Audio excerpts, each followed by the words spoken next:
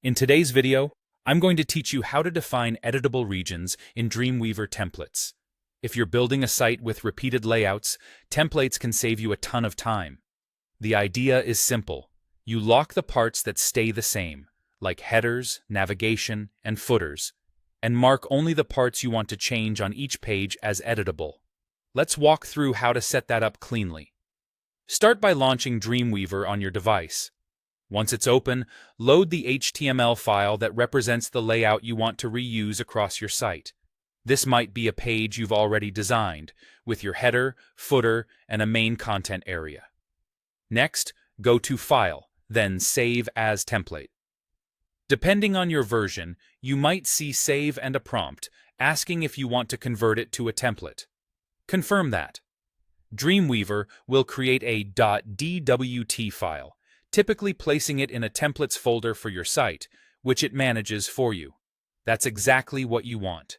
When the template file opens, decide which parts should be editable on child pages.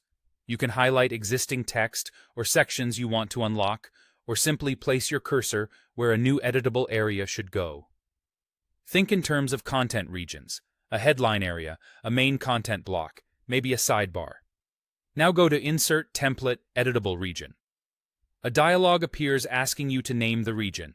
Choose a unique, descriptive name. Something like main content or page headline works well. Avoid special characters such as quotes or ampersands and stick to letters, numbers, and underscores. Consistent, lowercase names are easier to manage later. Click OK to confirm.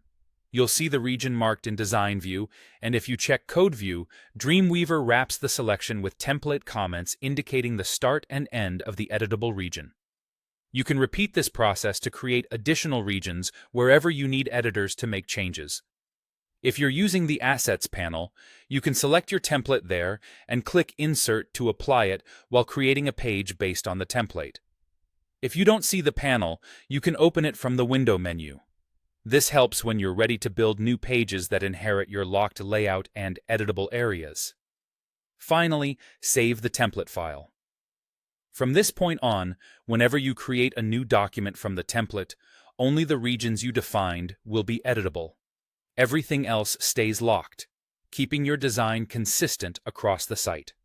That's all there is to defining editable regions in Dreamweaver templates: clean, controlled, and easy to update.